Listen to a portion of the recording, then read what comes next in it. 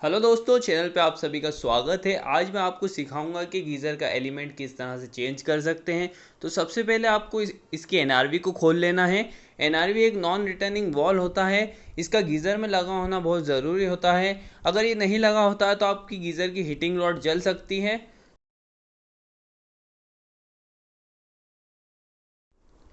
NRV को खोलने के बाद इसके ऊपर के स्क्रू को हम खोलेंगे। तो स्क्रू ड्राइवर लीजिए और इसके चारों स्क्रू को खोल लीजिए।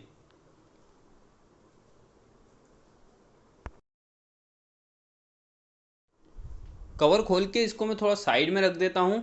और गाइस, मैं अब आपको इसकी वर्किंग बताऊंगा किस तरह से गीज़र वर्क करता है।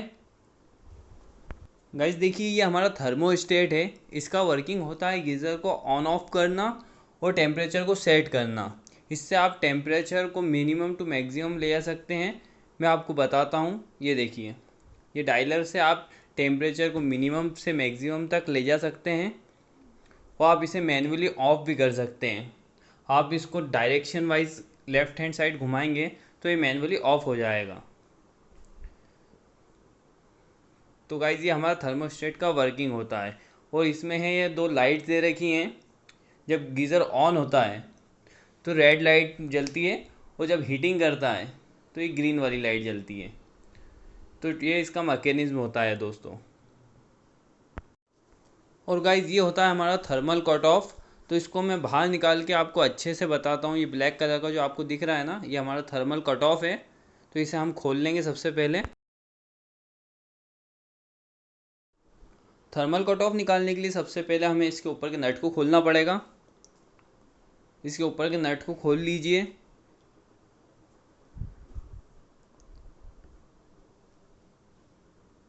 नट निकालने के बाद आपको थर्मल कट ऑफ के ऊपर एक स्क्रू लगा हुआ दिखेगा। उसे स्क्रू ड्राइवर की मदद से खोलिए।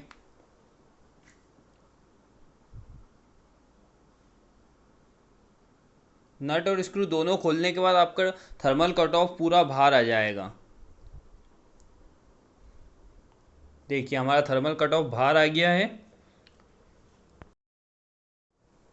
अब मैं आपको इसकी वर्किंग समझा देता हूँ। बहुत बार आपका गीज़र ऑटोमेटिक कट हो जाता है। तो आप इसके अंदर एक बटन दे रखा है, ये देखिए ब्लैक कलर का। इस बटन को प्रेस करेंगे तो आपका गीज़र वापस से ऑन हो जाएगा। और इसी की वजह से जब आपका गीज़र हाई टेम्परेचर पर चला जाता है तो ऑटोमेटिक कट हो जाता है। तो ये होता है थर्मल कट ऑफ की वर्किंग। और इसके बाद इसका सेंसर मैं आपको बताता हूँ। ये है इसका सेंसर गाइज। इसका काम होता है वाटर के टेम्परेचर को सेंस करना। मान लीजिए आपने 35 डिग्री पे गीज़र को सेट करा है। जैसे ही टैंक के अंदर 35 डिग्री पहुंचता है तो ये गीज़र को ऑटो कट कर देता है। और ये हमारे थर्मोस्टेट का पार्ट होता है गाइज। थर्मोस्टेट ही इसी की वजह से हमारा जो गीज़र है ऑटो कट होता है। अब मैं आपको इसका एलिमेंट बदलना बता देता हूँ कि एलिमेंट को किस तरह से आपको बदलना है। तो सबसे पहले एलिमेंट के ऊपर जो आपको ये लग्स लगे हुए दिख रहे हैं, इन दोनों को हमें निकालना है। तो दोनों लग्स को निकाल लीजिए। लग्स को जैसे आप बाहर निकालेंगे आपकी पूरी वायरिंग साइड में हो जाएगी। उसके बाद आपको ये अर्थिंग का वायर दिख रहा होगा, इसे खोलना है। गाइस, बॉडी अर्थ बहुत ज़रूरी होता है। अगर आप बॉडी अर्थ नहीं होगा तो आपकी हीटिंग रॉड भी जल सकती है। और गाइस, अर्थिंग देना तो बहुत ज़रूरी है। नहीं देंगे तो इसमें आपको भी करंट लगने का खतरा हो सकता है। अब पूरे सिस्टम को बाहर निकाल के हमने रख लिया है। अब मैं आपको इसकी पावर केबल किस तरह से चेक करते हैं वो बता देता हूँ गाइस। गाइस, सबसे पहले केबल की वायरिंग देखिए। वायरिंग में जो फेस वाला वायर है उस पर आप यहाँ पर टेस्टर रखिए, चेक करिए करंट आ रहा है या नहीं। अगर करंट नहीं आ रहा है इसका मतलब है आपकी केबल में फॉल्ट है। गाइस, अब हम इसके एलिमेंट को खोलेंगे। इसमें सभी 11 mm के नट लगे हुए हैं। तो 11 mm की एक टॉमी लीजिए और टॉमी से इसको लेफ्ट हैंड साइड घुमाकर खोल लीजिए।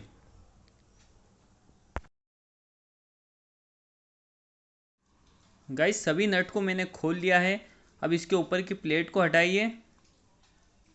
और ये है हमारा एलिमेंट गाइस। अब इसको सिंपली बाहर उठाकर निकाल लीजिए।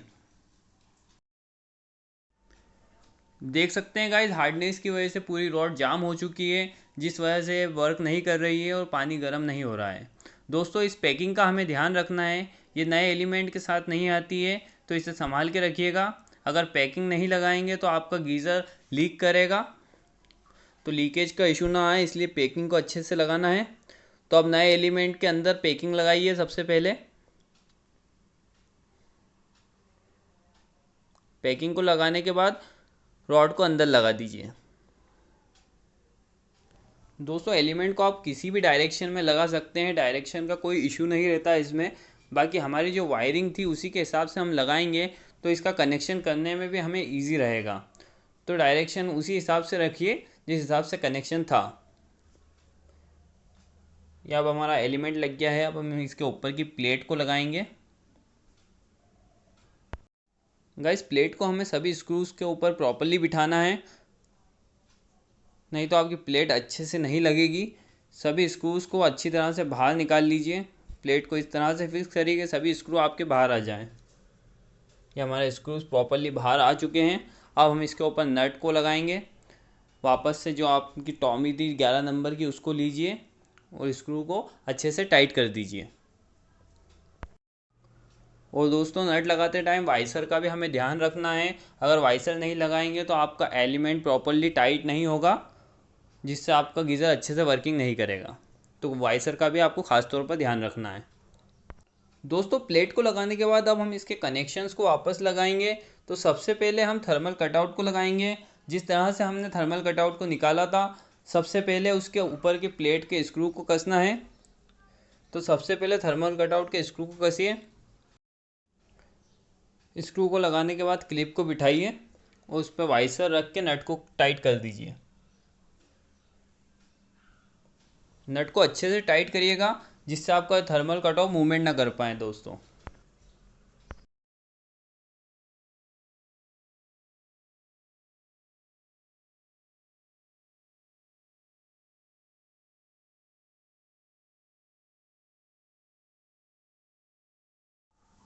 गाइस अब हम इसके सेंसर को लगाएंगे। सेंसर को इस होल के अंदर डाल दीजिए और जहाँ तक पाइप है इसको वहाँ तक नीचे जान दीजिए। अगर ये पूरा नीचे नहीं लगाएंगे तो सही तरह से वर्क नहीं करेगा। इसको पूरे तरीके से नीचे चला जाए, उसके बाद इसकी पैकिंग लगा के इसको पैक कर दीजिए।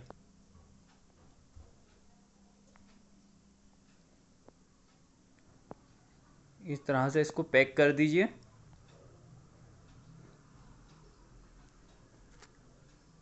ये हमारा सेंसर भी लग गया है। अब हम इसके बॉडी अर्थ को लगाएंगे। बॉडी अर्थ को लगाना कितना ज़रूरी है मैं आपको बता चुका हूँ, तो इसे लगाना ना भूलें।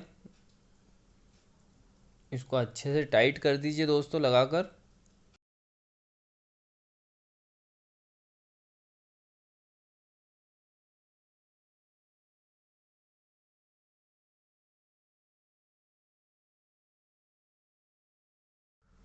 दोस्तों अर्थ के वायर को लगाने के बाद अब हमें इसके ऊपर के लग्स को लगाना है।